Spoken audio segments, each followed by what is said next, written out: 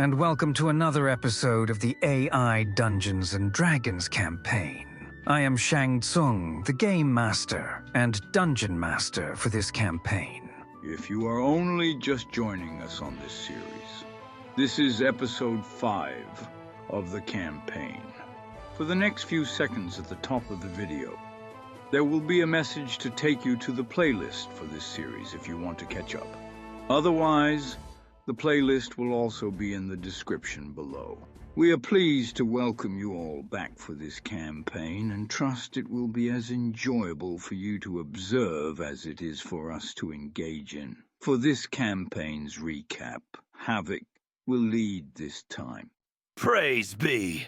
I have a question first, DM. You look different today. What's with the change? Yeah, I didn't want to be the one to pop the cherry on that one. You look, older today. I thought you told us you'd been keeping up on your soul's diet. Sorry I'm late, guys. I brought snow. My God! Shang, you look like old beef jerky. Quick, Lobo! Shoot him with the soul gun. Right! 2 slugs of souls coming right for your face.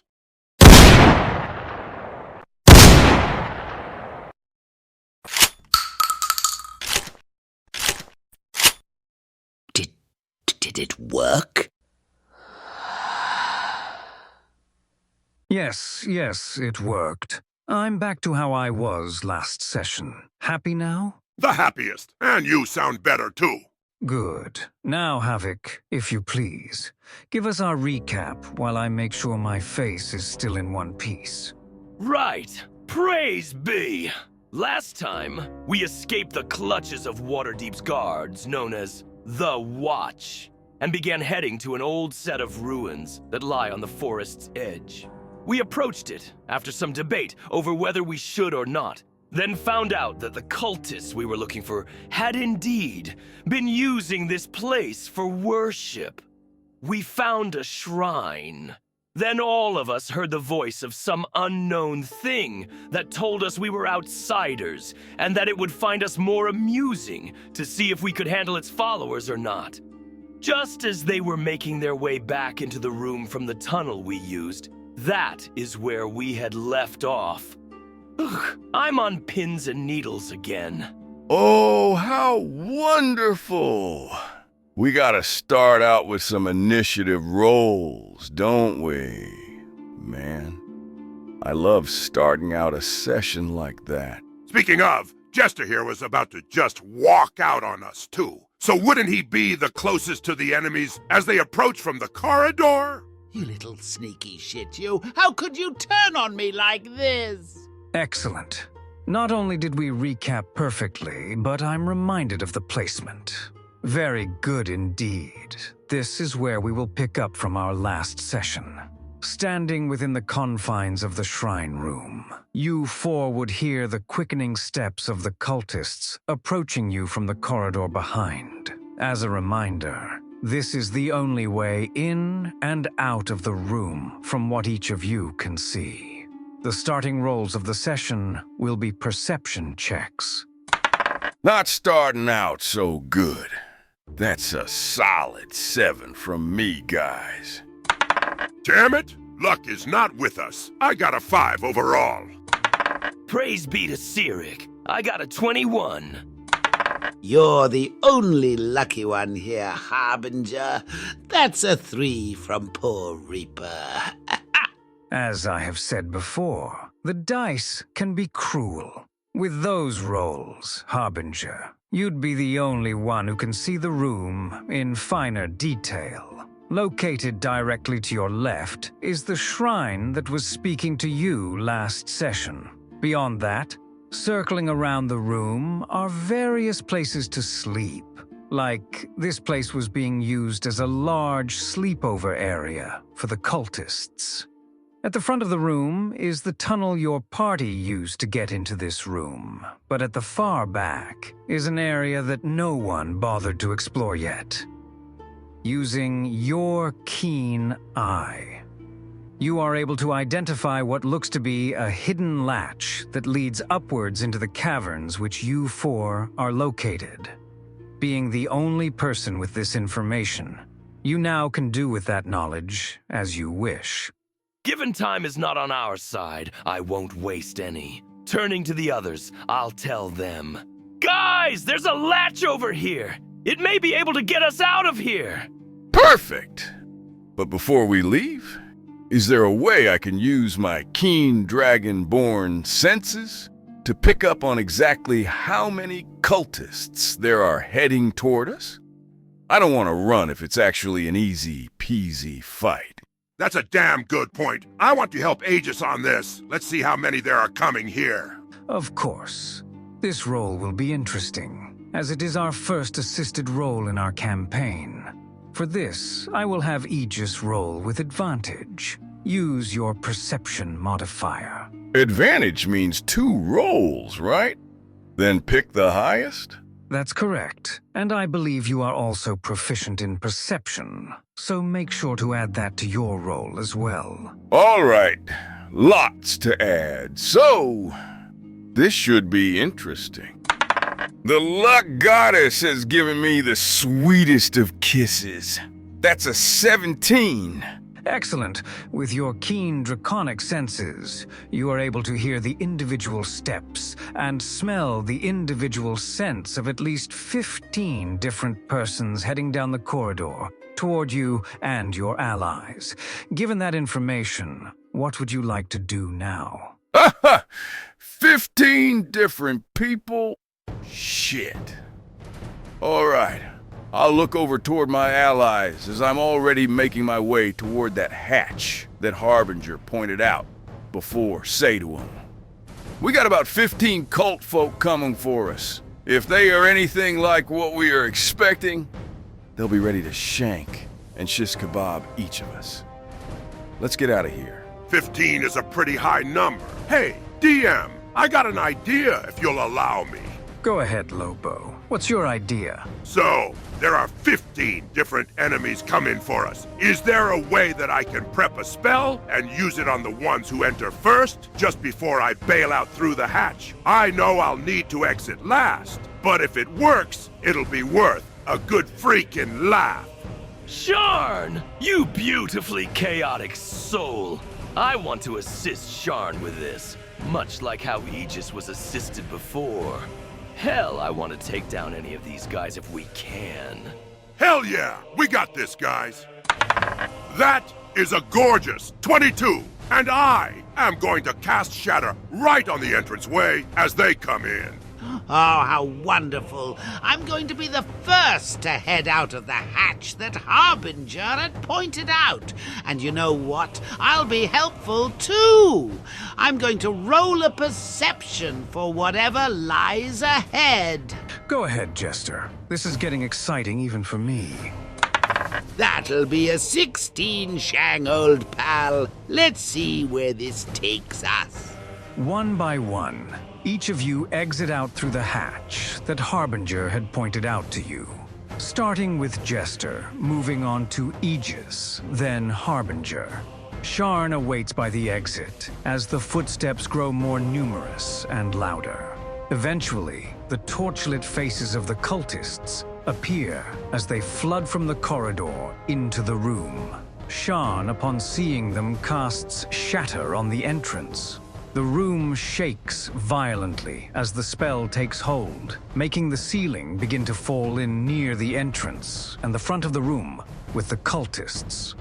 Sharn, you are able to see some of them being buried under the stone as you exit out through the hatch right behind Harbinger. You climb up a makeshift ladder that leads into another stone corridor that moves away from the shrine room and descending down slightly before making a sharp turn to the right. You exit out of this corridor into another cavern system that seems less traversed. However, upon emerging, you are not alone. Sir, damn it, what do I see? What do I see? Jester, you would see that inside the cavern ahead of you, There is a small handful of these cultists. They are running toward your position in a haste, possibly out of reaction to Sharn's spell that was cast. At this moment, they do not see you, but you know for sure they will in a moment. What would you like to do? I got an idea. They're running toward us, but haven't spotted us. This is a perfect opportunity to use something I've had in my pockets for a while now. I want to pull out the bag of ball bearings I have and toss them along the floor of the cavern in front of them. Then, when they are fallen down, I want to spring on them and attack. Wondrous idea. I'll also attack when they are tripped up, Dungeon Master. Make this a most chaotic display. Very well. All right, Jester. I would like for you to give me a dex check. That will determine your toss and placement of these ball bearings. 19, take that, you cultist turds. Excellent. With that roll, this is all going to play out in a very interesting and possibly funny way. Jester throws out a handful of the ball bearings along the cavern floor. Due to the lack of adequate light to begin with, these cultists are going to be at an even higher disadvantage. The 5 cultists, one by one, would fall over the ball bearings, and even their own fallen friends. 3 of them are in a neat little pile just ahead of your current positioning. Jester and Harbinger. How would you two like to ambush these cultists? Being a rogue, it might be easier if I let the spellcaster go first. So, Harbinger, old boy, you have the first lick. Perfect! I am going to cast Sacred Flame on the pile before us. Then after Jester charges in, I'll be right there with him to provide any cover for his attacks. What is your save DC, Harbinger? That would be 14, and the save against it is dex-based. All right. Let's see if my luck is as good as the rest of you. Not so much. They will fail with a 4. What was that second roll for? Nothing to worry about just yet, Aegis. For now, Harbinger will cast Sacred Flame on the small pile of enemies before the group. Harbinger, please roll for damage. That's 1d8 of damage. Comes out to a solid 6. A 6? All right. Harbinger casts Sacred Flame on the piled-up enemies before you. A radiant flame descends down, enveloping the 3 cultists and burning them in a glorious display. The remaining 2 cultists look upon your group and draw out short swords of an odd design. They are serrated and the blade ends off with a sharp upward curve. Now, everyone will roll initiative. Yes, a battle. My orc blood is boiling. Let's get him. Even better, I have a 21. Not bad. I got a 16. The first initiative and I get an 11. Come on, dice. Treat me better now. Woo, could be better, but I love the number. I got a 13. All right. And with my 15, that will put the turn order as follows. Sharn will go first, followed by Aegis. Then the cultists will have a turn, followed by Jester, then Harbinger.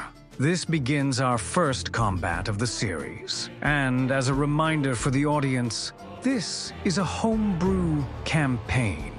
How initiative is done may vary from campaign to campaign. But for this one, the enemies will have a collective turn. That simply means that no matter the number of enemies, they will share a singular turn. They may have multiple attacks or actions, but these will all happen within that one turn. This will help to simplify the rounds.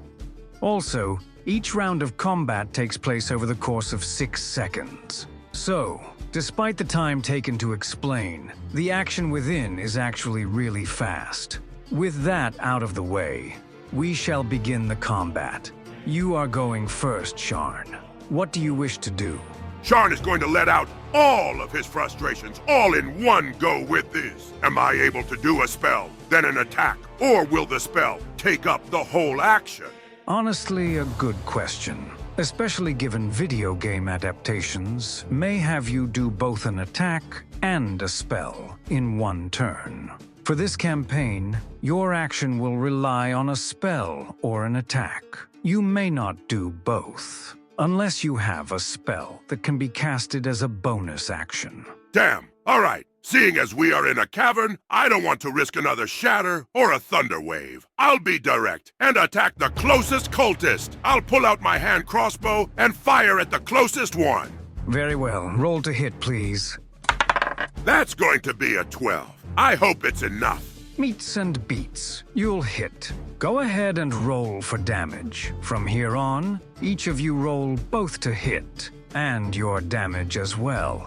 That will cut down on time. All right, that's gonna be a 4. Sean aims his hand crossbow and fires at the nearest cultist. The bolt from the crossbow pierces through his chest, and he staggers backwards. He is rather wounded but still standing, albeit wobbly. Anything else you'd like to do, Sean? What else better than being the wonderful bard I am? I will cast Bardic Inspiration. Now anyone in my party can use an extra 1d6 to any of their rolls after it is done. And Sharn, after releasing this inspiration, will say, "You shouldn't have messed with the best. Now you'll die like the rest." Excellent. Using that inspiration is something all bards should do for their allies.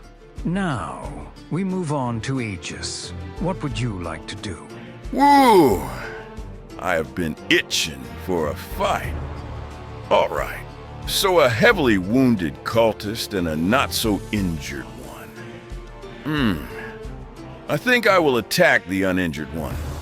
But before I do, I want to cast Hunter's Mark on him. Since I have 2-weapon fighting, can I do that spell and then attack with my offhand? Another good observation. With how the spell reads, the spell you cast will allow for extra damage with a weapon attack. This is also a spell that can be cast as a bonus action. So, Aegis, you will have a unique situation here. You will be able to cast Hunter's Mark, then make 2 attacks, as you have 2-weapon fighting. To save for time, you may roll for both of your attacks and the damage. Your Hunter's Mark spell will not require a roll. Woo, doggy, let's do this! Not only did that make a whole hell of a difference, I got a crit. So the first is a 14, then a natural 20 for 22.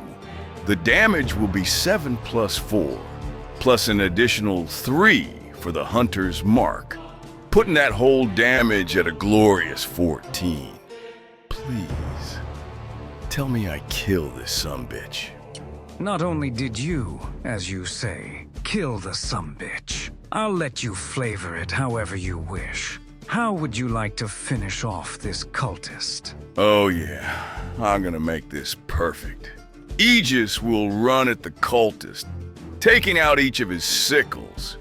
When he gets in front of the cultist, he'll slash across his stomach as deep as the sickle will go, then watching the cultist drop down, he'll use both to cross on either side of his neck, then pull them across to decapitate him.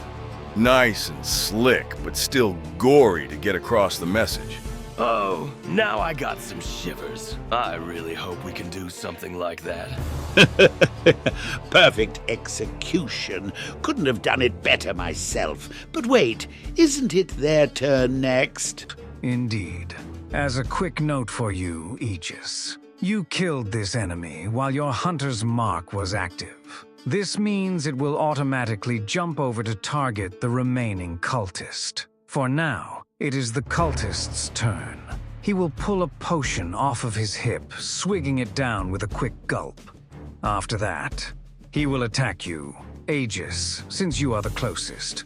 What is your AC? That's a 16, big man. Come on, culty! Let's see what you got.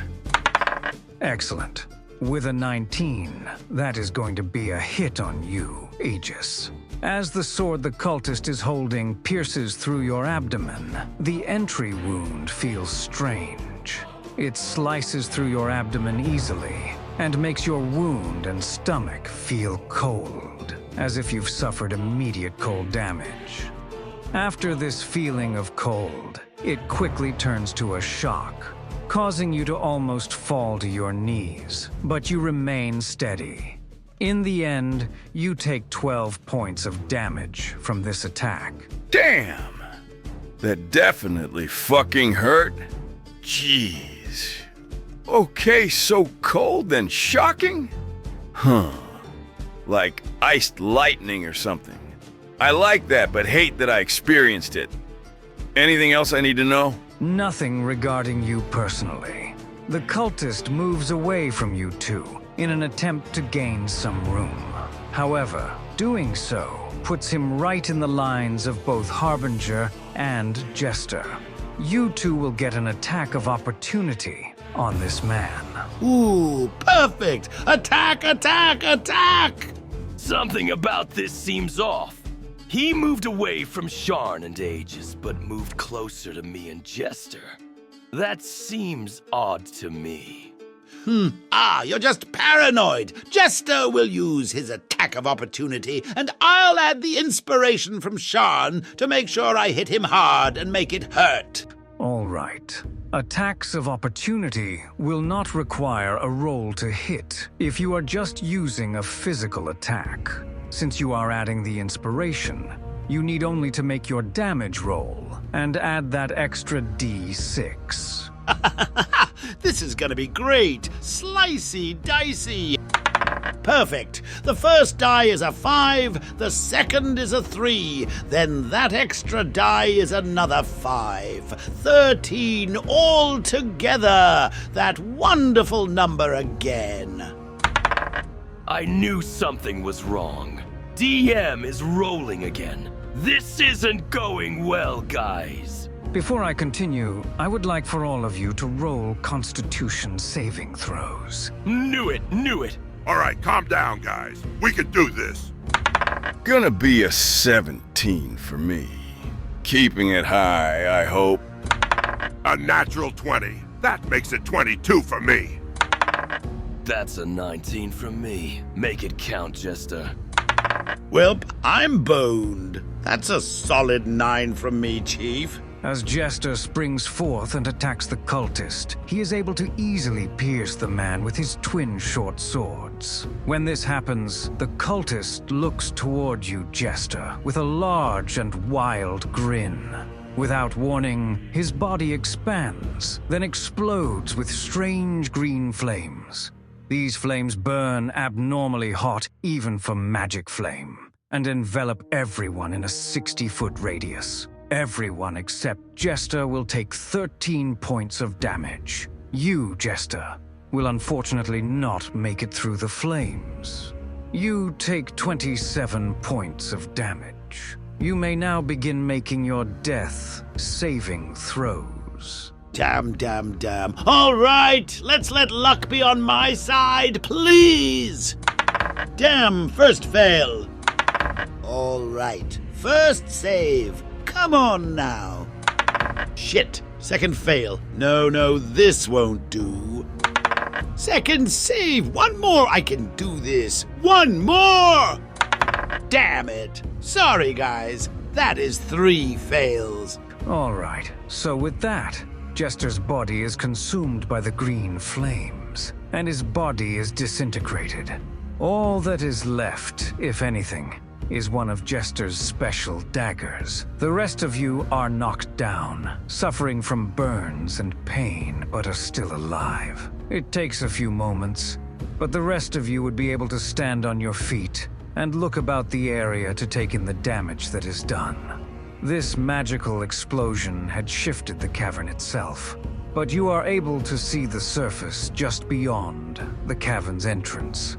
Seeing as you entered at night, there is only the light of the moon that gives you an indication that it is indeed the surface. Man, I didn't expect any of us to die already. Sorry about that, Joker. Fun while it lasted, though. Yes, a wonderfully chaotic companion is hard to find. We will avenge you and celebrate in equal chaos in your name, my friend. I will tell jokes and sing songs in your honor, Jester. I promise you this, as I am Sharnabas, the Jolly Slayer. Well, it's been a pleasure. Make sure to leave a mark for me, my friends, until our next meeting. If you could, stay behind, Joker. I'll discuss something with you in regards to this campaign after our session. For now, you three are left standing over the ashes of your enemies and friend. What shall you do now? Well, shit. We lost Jester, so I'm gonna collect his dagger, and I'm gonna try to signal these other two to follow me out. Can I give a perception as we get outside? I don't want to be caught off guard again. Certainly. Roll for perception, and since you did this before, roll with advantage as you use all your draconic senses.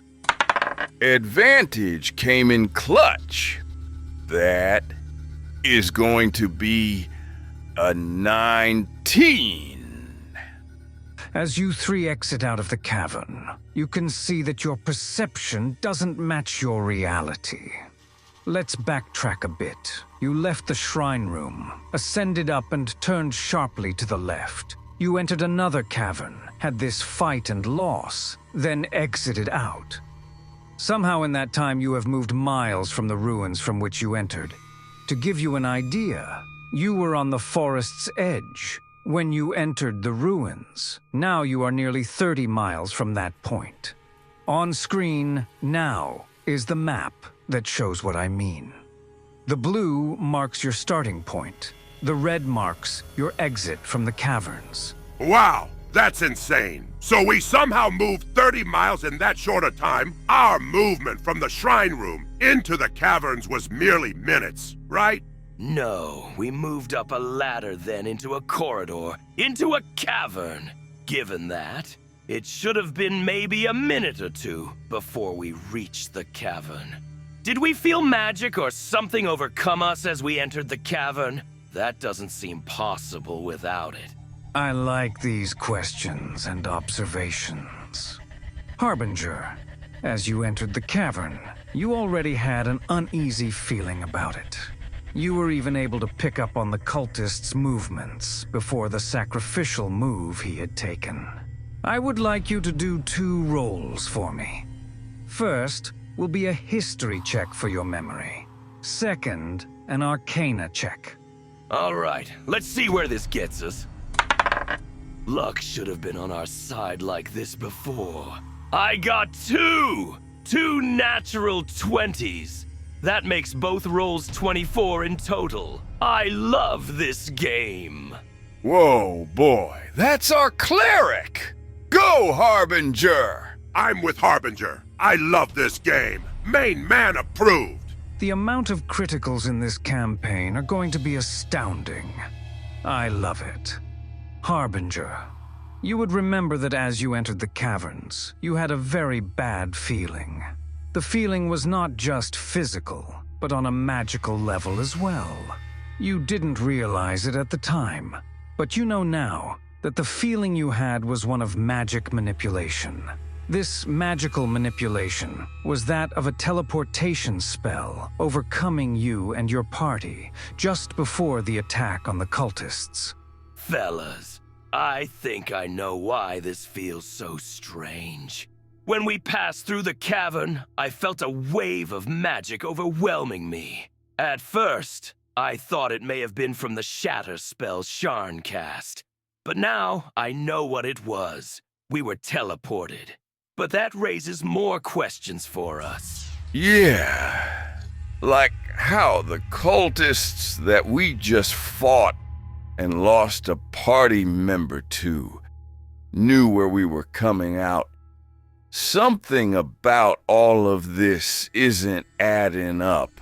I'm starting to think that maybe something more is going on. That shrine that spoke to us. We haven't heard from it again since we had this fight. Can we do some kind of check to see if there is some influence going on? That's a good question. I think what I'll do is have you three choose which to use. You can do Arcana, Insight, or Investigation. Just make sure you announce what you'll be using before the roll. Well, best to use what we are proficient in. I'll use Investigation. And with that, I got an 8. Damn it! The cruelty of dice. All right, my turn. I'll use Insight, I reckon. Wish me luck. Son of a... Ugh. All right, that's a 12 altogether. Sorry, boys. Don't sweat it, Aegis. I'll use Insight as well. Gotta break this dice curse, boys. Yes! Praise be! I got a 19, guys. Excellent. You are truly honored by the dice gods, Harbinger. Each of you are reaching out in various ways to feel for any difference or change around you. Harbinger would be able to tell that there is indeed a significant change, like a weight on your back and shoulders, but not in a physical way. It's as if you are being watched, but what is watching you is actually sitting on your soul, not on your body. As you come to this realization, you feel a sharp pain shoot up through your spine, followed by an echoing laugh that all of you can audibly hear. Damn it, I knew there was something up. Do we recognize the laugh? Well, if it isn't my 3 little pests still buzzing about. But what's this? Down a person, are you? Worry not. I'll look after that soul of his very closely. So, how was it watching a new ally die due to your ignorance and negligence? You scum-sucking. This guy is really getting on my nerves. You made us lose our man, but we aren't going to stop what we are doing. We need to get back to Waterdeep so we can gather the rest of our stuff. That carriage will come in handy, for sure. Yes, a carriage to get us moving faster than on foot. Start counting down the days, Shrine Guy. We're gonna be coming for you and your little foot washers. We will avenge our fallen ally. You will not stop us from sending you back to the Astral Sea, nameless deity. Oh, how the bugs continue to buzz. Pesky pests have no say over one of my power or stature, but alas, I have not come just to taunt you. Oh no. I've come to give you 3 a nice little gift. Something to put the boots to your asses to get you moving even faster. If you please, look just beyond the Sword Mountains. Near the coast. Pay very close attention.